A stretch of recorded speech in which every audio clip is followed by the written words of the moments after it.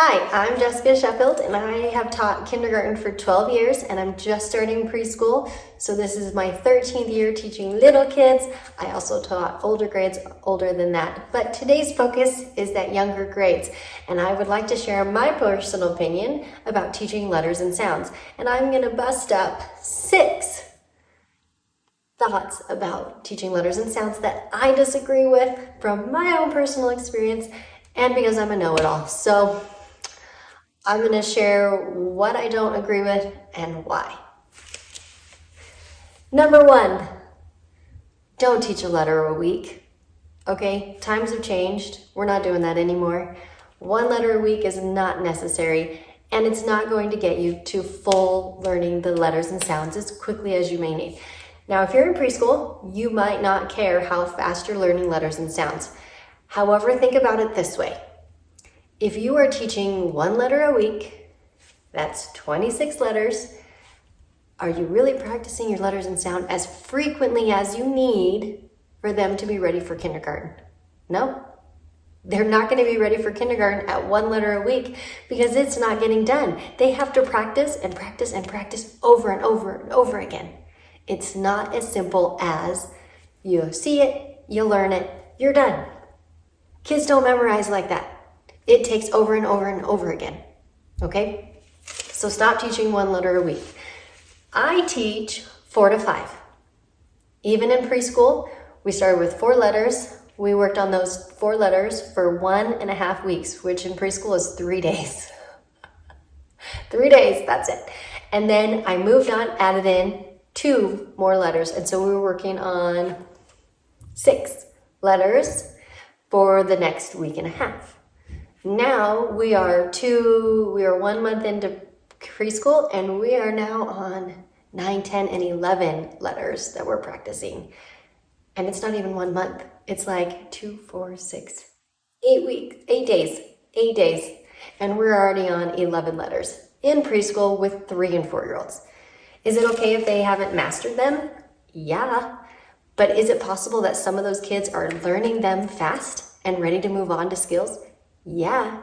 Why would you hold back a student or 2 or 3 or 4 for a few that are still learning the other? This is where differentiating comes in. You can still work with the ones that are struggling individually or in small group. Depending on your grade or your age group, depends on how quickly and how fast you want these mastered. With my 3-year-olds, I expect them just to be exposed to the letters and sounds. If they learn them, amazing, which some of them already are. With my 4-year-olds, I want them really close to mastery, if not all the way mastered. With my 5-year-olds in kindergarten, I had all my letters taught within 2 months. And that was it. We moved on to harder skills because they were able to do it. Granted, I also have my own way of teaching the letters and sounds that I think is very successful, and that's using my letter cards. They are fantastic. So in kindergarten, I could totally do that and move on to much greater things. Granted, there are always students that are going to struggle with language barriers, learning disabilities, or just need more time. That's okay. I still work with them on learning their letters and sounds in small group rather than holding the whole class back. Okay, so there's my little spiel. Stop doing 1 letter a week. If you want to do it for preschool, go for it if your goal is not to learn them by the end of the year. Okay, don't be offended by that. That's just the way it is, okay? Kids are going to take more time to memorize letters and sounds than 1 letter a week. You might want to be learning many letters a week and do an art project for that 1 letter a week. Totally go for it. That's good fine motor skills as well. So that's a fun way. It's a good way for them to practice the letter also. Okay, so there's nothing wrong with doing that. I personally never did the letter art project in kindergarten or preschool because I can do art projects with more content and more fun ways. So that's just my personal opinion as a teacher. Every teacher has their own thing. And there are so many cute alphabet ideas. Go for it if that's something you want. Just don't hold children back when they have the potential to learn a lot faster. Okay, number 2, teaching letters in alphabetical order. No, and no thank you again. Okay, why? First of all, we're not singing the ABCs. How many parents have told me, my kid knows their ABCs? Singing the ABCs is not knowing the ABCs, okay? Just so you know, it's not the same thing. If I have the letters in order, they are memorized in order from the song. That doesn't mean they know their letters and sounds, okay? We also don't need to teach it in alphabetical order. I mean, what's the purpose? I don't know why the alphabet was put in that order other than the song. So why do we feel the need to do it in order? I don't know. I've never taught it in order in 13 years now. There's a better way to do it. Okay, number 3. This goes on off of number 2, the better way to do it. I personally believe that sound is more important than the name. Okay, I said that. So, and I will tell you why. But first, because I feel like the sound is more important than the name, I actually teach my letters based off of sound memorization, the ability to memorize the sound easiest first, and then go harder. So I teach my letters based off of their sounds. Okay, so let me give you an example. I have a list of letters that all end with their sound.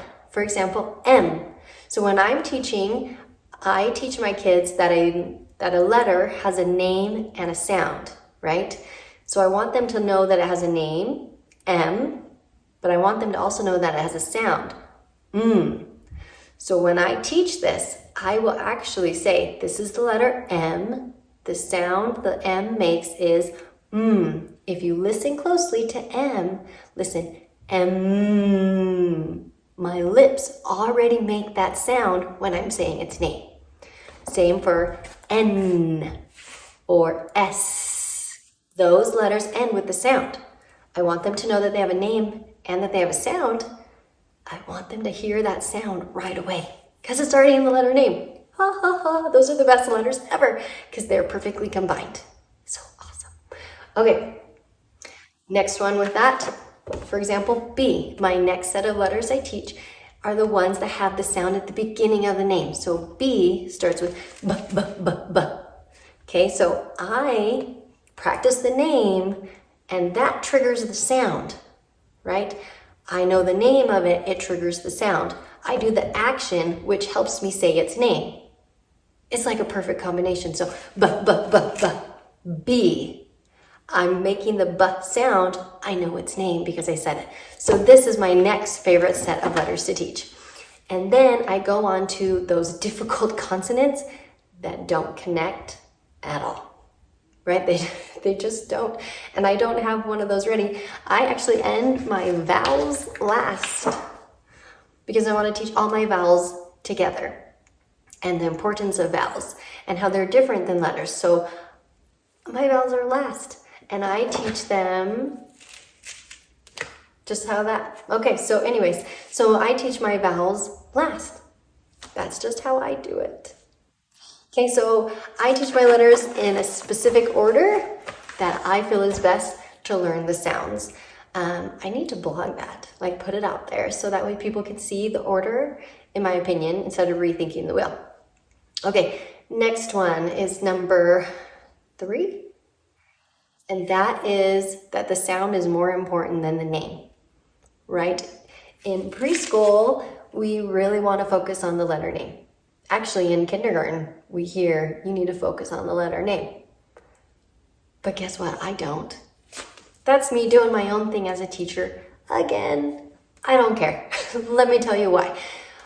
Teaching and learning the sound is more important than the letter name because more words are focused on sounds, not names. So if I want to be reading a word, I need to know the sounds.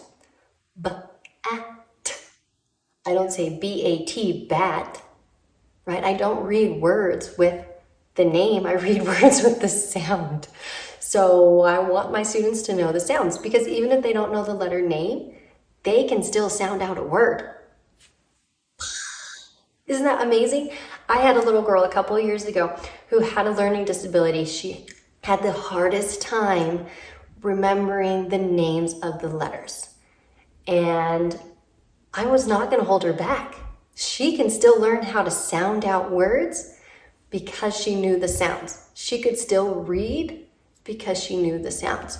So I showed her the letters. She sounded them out because she knew the sounds, but she couldn't tell you the names of the letters. She couldn't even tell you the names in her, or the letters in her name. That's just how it works.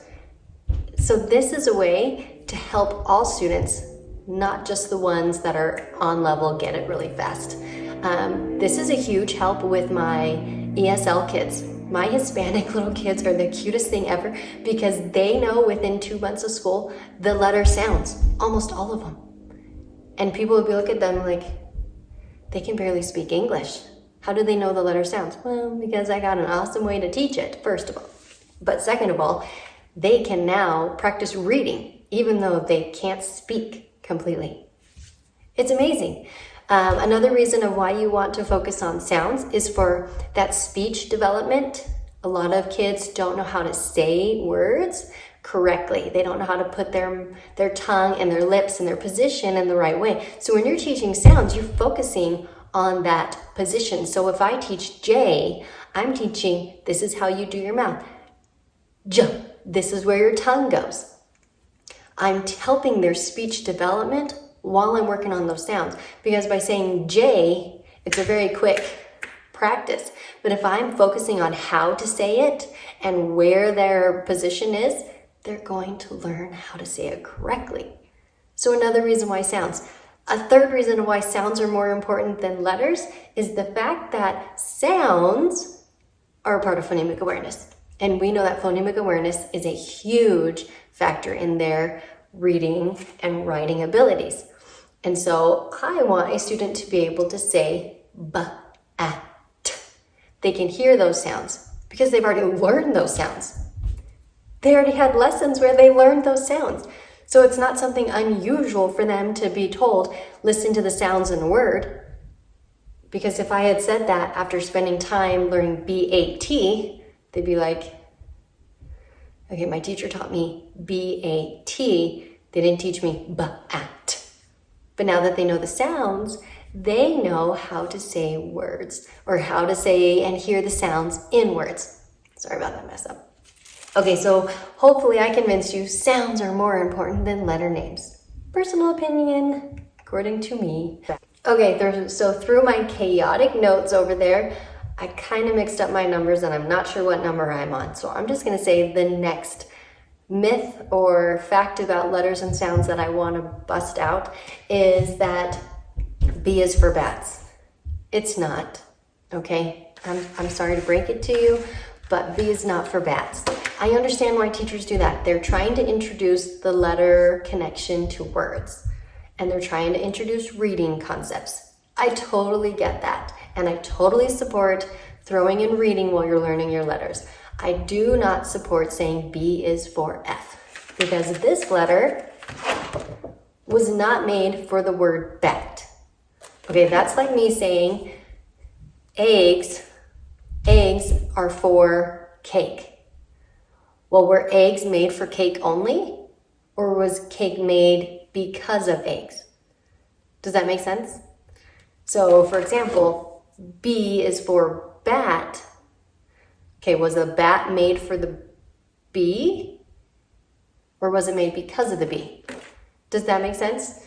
You didn't make the bee to fit the bat, right? The letter B wasn't designed just for bat. Hopefully that makes sense. The word bat was made because of bee, and bee is in bat, but bee was not made for bat, okay? So sorry, not sorry for saying that that's the wrong way to teach it. Don't teach letters like that because the letter wasn't made for the word. The word was made because of the bee. Okay, so hopefully that understands. Sorry if that offends you.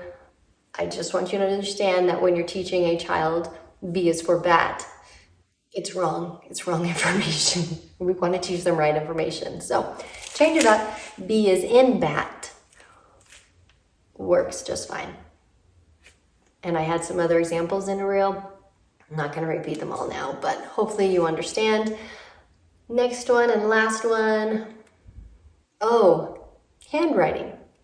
You don't need to teach letters alongside handwriting in the same order, okay? When I teach the letter, I really like B. When I teach the letter B, that doesn't mean I'm teaching how to write B, okay? Those are two different skills. Learning how to memorize these letters and sounds is way different than learning how to write them, okay? B has curves. N does not. Okay, it's easier for students or kids to write straight lines rather than intricate circles and bumps. Okay, so when you teach handwriting, you do not teach it the same order that you teach your letter sounds. You want to teach it differently. Okay, I personally have my way of how I teach handwriting because I feel it's the best way for kids to develop writing letters correctly with their skills and abilities, okay? Hopefully I was able to help convince you a little bit about some of these personal opinions of mine about how to teach letters and sounds. I just want my kids to be the most successful they can be in that short year I have them. And this is what I feel is the most successful way for kids to learn their letters and sounds. And the truths I wanted to, or those facts, known facts, they're not facts. They're known facts that are not true and should be gotten rid of. All right. Have a wonderful school year. Good luck teaching your kids. Make learning fun and make it with purpose. Have a great day.